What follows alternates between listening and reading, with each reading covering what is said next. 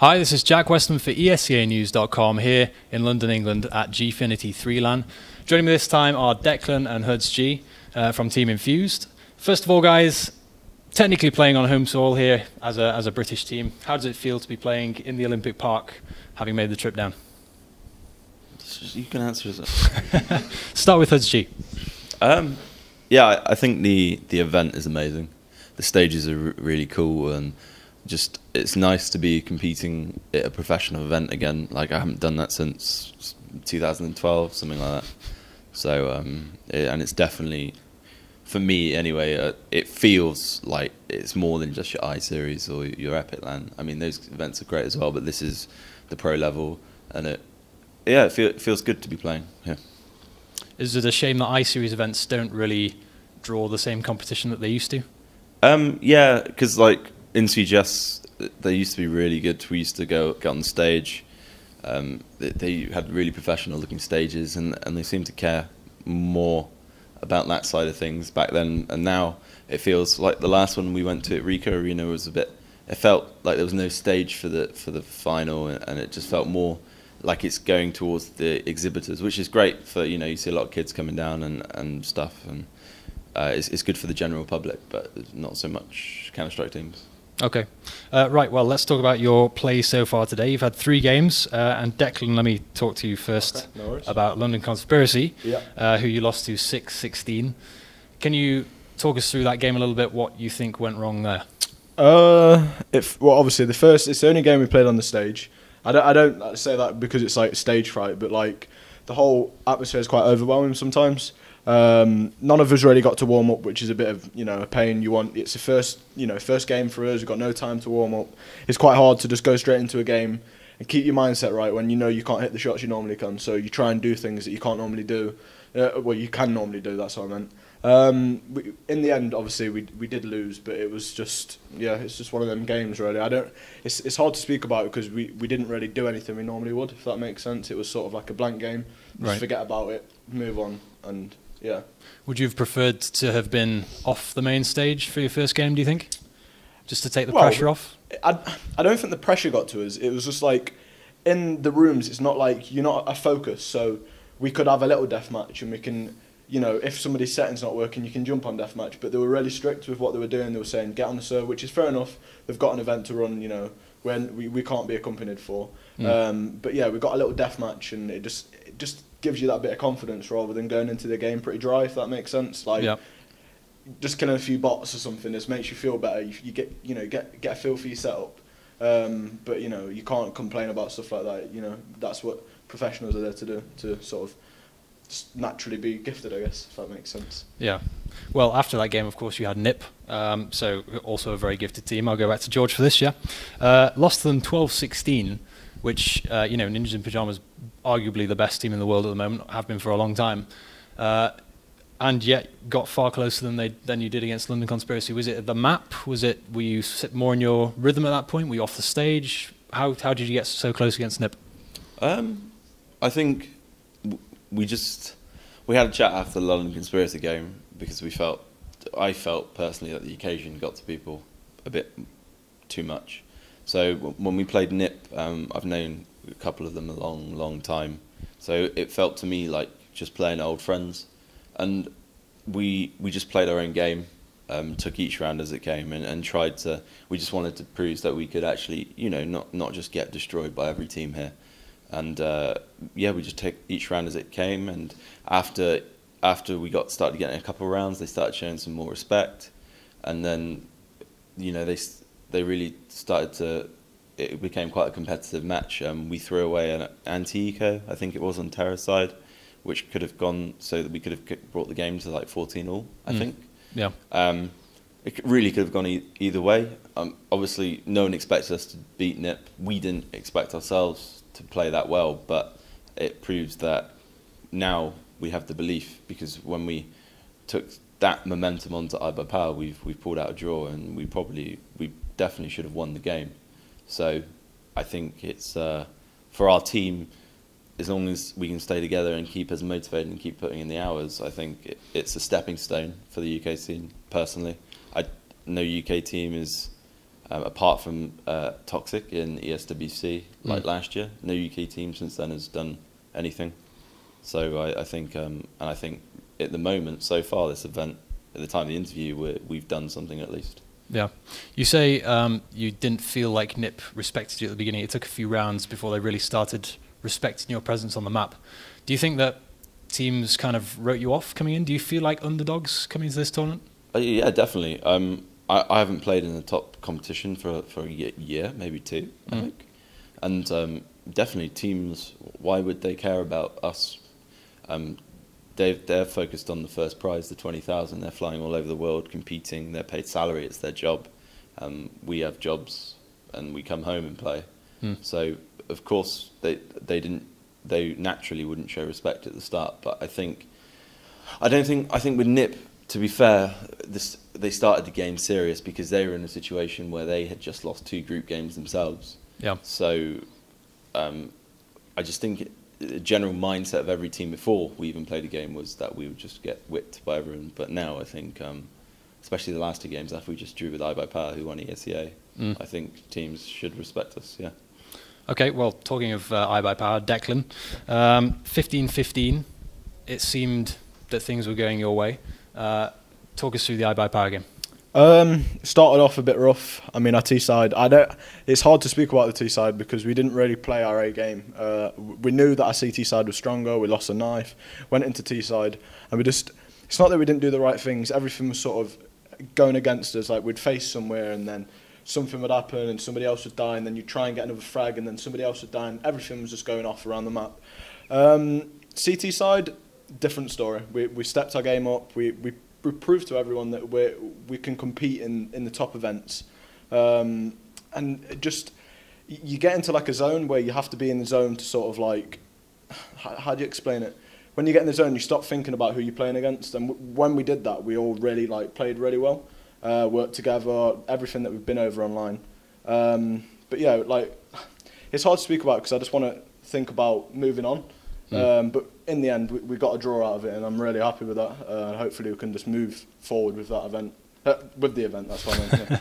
Yeah. Well, speaking of moving on, in that case, so you've got the 1 point from the draw. Yeah. It's still all open to you, right? How do you see your route through the rest of the group stage today? Is it doable, basically? I think we have to win the last 2 games. Epsilon will feel like mentality-wise, like an easier game, and Fnatic are a new team. As long as the maps go sort of in our favour, I think we have every chance. Fnatic showed a strong game versus NIP on Dust 2, like their CT side, and Epsilon got destroyed by Fnatic on Inferno. So, personally, I'd like to get a win against Epsilon. That would be great. And even if we lost to Fnatic and go out of the groups, I think it's a stepping stone to the next event. And then hopefully we can maybe go to bigger and better events, or just as big and as good events as this, and keep going throughout the year. Yeah. So, sorry, just to check, George, so you're calling for the team, right? I was, like, basically James calls. Okay. And I just put a lot of input into anti-strats and demos, and my role in the team is more sort of prepping people before the game and using my experience to keep everyone heads cool and try and close out games when we're in front. Well, for those who don't remember 2008, the CGS was a long time ago. You were on London Mint, right? Yep. So, you know, among the best Counter-Strike players in the world, what is a pre-game talk, if they exist for you? What do you talk to these guys about before the game? Just try to tell them that, like, just try not to let the occasion get to them. Keep breathing, like, have deep breaths, and just really stay focused on the game and the task ahead. Take each round as it comes. To be honest, it's something that I never used to do. Like, even in CGS, I used to be nervous a lot. Yeah. And it's something I've learned to do, like, get better at as I got older. And it's just really getting everyone in the right place, because if you do that and they play, hell, I know they can, then we'll do well. But if their mind is somewhere else, or they dwell on a bad round or a misfrag, then I know we're in trouble. So, yeah, just focus would be the main thing. Okay. And just talking about UK teams in general, I'll come back to you, Declan. No worries. British teams historically have struggled for a long time. This event, obviously, you guys have got a draw. You're trending upwards, as the results would show. You're getting closer. Surely the next game is going to be a win, right? But overall, you know, history would suggest British teams haven't had such a good time on any kind of Counter-Strike for the last, well, since Four Kings or so, right? Or London Mint, arguably. Yeah. Or Salvo, actually. Salvo won Salvo the did CGS. decent, yeah. So, what are we doing wrong as a country? I can put it in about 5 words. It's quite harsh, but just nobody gets along. We make teams, we try and find people. It's usually trying to find, you get like 3 or 4 people, and then it's like you have to pick somebody up that's sort of not as experienced, and it's sort of, it's just a merry-go-round. It literally is the same people picking up the same people, and people that hate each other behind each other's back just for the sake of a team, a free event, whatever. And that's what we're trying to break. It's quite hard, like you said. We don't get salaried. It's like a second job, but you love it. Obviously, it's a second job still. And when things start going the wrong way, you do get sort of, can I be bothered anymore? You know, I don't get paid to do this. Is it something that we're going to actually get something out of? Yep. Going into this event, we were a bit sceptical. You know, we thought, yeah, we can do well, but on the flip side to that, we could do really bad. And if we did that, we'd obviously think about people leaving, not as committed, and motivation. But after our results out there, I feel like if we stick together, we can do something. I mean, for me, like obviously I haven't been in the scene for very long. I'm quite a young player. I haven't got as much experience, but this event is massive for me because now I can just go to every other event so confident. Like on the main stage, I wasn't nervous, but there's always that bit of inexperience that you can't really, how do you explain it? Unless you're there, unless you've done it before, you can't really get to grips with. Yeah. And then when we play, like obviously we played against London Conspiracy, we got owned. It was that we didn't like perform at all. We played against Nip, and I just felt a lot more comfortable in the zone.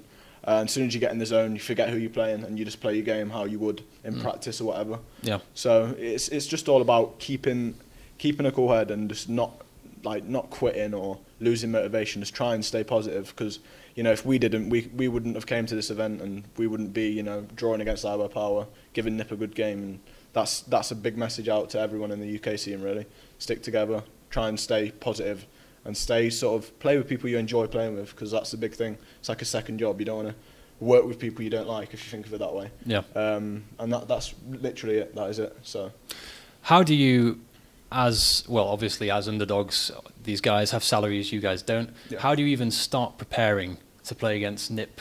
I don't know, all the teams here basically. As a unsalaried rookie team, how do you even begin to prepare prior to this event? Do you want to answer this one, or you can both have a go if you want? Both, yeah. I'll pass it on. I just feel like you practice. You sort of, if you feel confident in practice, it'll be a big thing for the event. And just try and. It's hard because we don't have enough time to sort of go over things, and like these would probably be sat everywhere just like anti-stratting and doing everything they can to win the event, because it's a big event. Yeah. And we've came into it, we're underdogs, and nobody's going to anti-strat us, nobody cares enough about us, maybe now, but in the start of the event, nobody really cares. So it's just about trying to play our game, what we know we can do, and just try and, exactly, by power, just try and do something that another UK team hasn't, and just prove ourselves individually and as a team. And I think that's what it is trying to keep a cool head and just play your game. That is it. You can't anti-strat with the time we've got, because we have jobs, we have lives, you know what I mean? That's what it's about. Yeah. I don't know what you'd have to say on it. Is it very similar, or you got your own opinion? Yeah, it's hard, but basically what Deck said, just try and play as much as possible, do what you can to be prepared, and realise that they're probably just going to play completely differently because of lack of respect, like I was saying. So, yeah, that's all you can do, and just keep at it, keep your aim up, keep playing a lot. I mean, we only got into the really good practice group, but just before this event. Yeah. Hopefully we can stay. I don't know. But so our practice before that has just been against teams that are either massively online or just unattended, really, or just don't. It's just pretty unknown teams, really. So it's hard because we get to play the top teams. Maybe we've played them 4 times now. So we've played twice for Stig, twice was Titan, and Right. that's it. Okay, not that much exposure to these guys. So Right. it's hard for me because I used to play against them all the time. Yeah. And it's hard to explain how they're going to play to the guys because you can't. You just have to play them every day like you would a normal practice schedule, and then eventually you just get used to certain things they do, and then you'll see, like, if you watch the mainstream now, you'll see like that they'll react to each other, or individual players react to what they're doing because they know they've played so often. But with us, we have no idea. Yeah. So. Okay, well, I'm aware you've got another game coming up, guys, so I'll ask one more question, I guess, to both of you. You can start, George. Does the fact that Valve are putting so much more effort into this game, they're putting up money, they're putting, patching the game every single week, does that financial incentive make it easier? Well, are you motivated to try harder and work to get back to the level you were at and stay together and reach the top levels as a team? Yeah, I mean, I think the biggest problem is the fact that our scenes is gone. Like we had like one of the strongest scenes in Source. Yeah. And like early 1.6, we had a good scene, I think, as far as I was aware. But then in Go, we've just had no real solid people putting a lot of money into the UK scene. Like you get teams that will be salaried, like, who aren't in the orgs in like Sweden and stuff, and it's just, I think it's hard to really make it your main focus when you're not, when it's not, you can't make a living off of it, you know. Yeah. And it's hard, but I think at the same time that what Valve is doing is great, but the game to me feels a bit more random than Source. I want to say that. I really enjoyed Source, and I thought when we had Zeblock towards the end it was really good, but some of the updates that they do with this game feel like really questionable. Yep. And I know that they want to bring in new maps, and that's great, but at the same time it's almost like, with some of the new maps being so different, it's almost like breaking the Counter-Strike formula that makes it so great to play and watch in the past. So short answer, yeah, I think they're doing a good job, yeah. But 250k is pretty motivating. Yeah, definitely. Not so much for us because we don't get to go to events, but it's definitely something to aim for. Yeah. And it's fun to see it, and I hope it continues on to things as big as Dota becomes, or has become. Yeah. Because I think that would be great. But for now, in our scene, yeah, it's whatever. Pretty stagnant, yeah. All right. Well, guys, thank you very much. I will let you go. Before you do, you have a lot of sponsors on your shirts, right? Yeah, just a big thank you to all the sponsors that obviously sponsor us. And if you want to find out who they are, just head over to teaminfused.net. But yeah, obviously, if without them, we wouldn't be here. So yeah, just go check them out and give them a bit of love. All right. Right, thank you very much, guys. Right, cheers, and for everyone on ESEAnews.com and ESEA.net, stay tuned to the website for full coverage of G3 for the rest of today and tomorrow.